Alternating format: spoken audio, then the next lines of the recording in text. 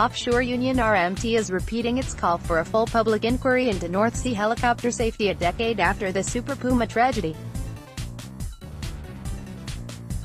14 oil workers and 2 crew died when a Bond Super Puma plunged into the water off the Aberdeenshire coast on April 1, 2009.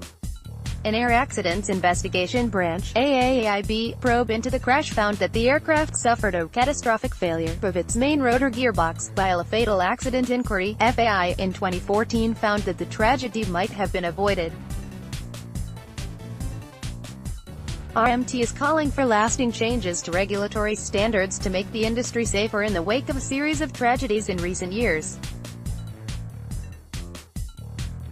16 people died in the crash in 2009. Top row, from the left James Costello, Vernon Elric, Brian Barkley, Raymond Doyle. Second row, from left, Warren Mitchell, Gareth Hughes, David Ray, Naren Ferrier. Third row, from left, Stuart Wood, Richard Menzies, James Edwards, Alex Dallas. Bottom row, from left, Leslie Taylor, Nolan Carl Goebel, Paul Burnham and Michael Zaraskis. Police Scotland, PA. 11 passengers and 2 crew members were killed when a Super Puma 225 aircraft came down near the city of Bergen, Norway, in April 2016, while in August 2013 a Super Puma L2 carrying oil rig workers ditched in the North Sea, leaving 4 people dead. RMT General Secretary Mick Cash said, on the 10th anniversary of the Super Puma disaster off Peterhead that cost 16 workers their lives, our thoughts are with the families, colleagues, and friends affected by the tragedy. Offshore workers remain angry that despite a 5-year fatal accident inquiry process we still await justice, meaningful changes in the public inquiry into helicopter safety in the North Sea that has long been our central demand. Meanwhile, confidence in the safety of offshore helicopter transport has declined as we continue to see commercial pressures on standards in a culture of cost-cutting. On this grim anniversary for the industry, the union pledges to step up the fight for North Sea helicopter safety, a public inquiry and lasting changes to regulatory standards that are the best way to restore offshore workers' confidence.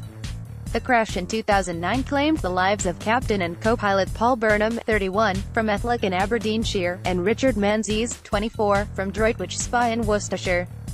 5 men from Aberdeen died: Alex Dallas, 62, James Costello, 24, Stuart Wood, 27, Vernon Elric, 41, and Brian Barkley, 30, and 2 workers were from Aberdeenshire: Leslie Taylor, 41, from Kintore, and Warren Mitchell, 38, from Old Meldrum. The other victims were Raymond Doyle, 57, from Cumbernauld, David Ray, 63, from Dumfries, Gareth Hughes, 53, from Angus, Naren Ferrier, 40, from Dundee, James Edwards, 33, from Liverpool, Nolan Goebel, 34, from Norwich, and Michael Zaraskis, 39, from Latvia. In a statement after the FAI, Bond Offshore said it accepted that it had made mistakes and that lessons have been learned and continue to be learned. A Department for Transport spokesman said, "We have given this matter careful and serious consideration, and the CAA has already undertaken a comprehensive review into this matter. We found that a public inquiry would not achieve anything beyond the assurances already provided by this review, which culminated in a number of significant changes to increase the safety standards of offshore helicopter flights." Paul Wheelhouse, MSP, Minister for Energy, Connectivity and the Islands, said, "The offshore workforce's concerns on helicopter safety are a shared priority of the highest order and, especially on this day, our thoughts are with the families, colleagues and friends of those who lost their lives in the Super Puma tragedy. While we have no legal or regulatory powers in respect of aviation safety, we have made clear to our industry partners that nothing is more important than ensuring the safety of those who work offshore. We are very sympathetic to the underlying concerns of the offshore workforce, and have raised specific issues with employers on their behalf. However, we do not believe a public inquiry into helicopter safety would, at this time, add to the significant streams of work being undertaken by the Civil Aviation Authority, unions, operators and other stakeholders in developing and implementing a range of safety measures to address concerns that have been raised."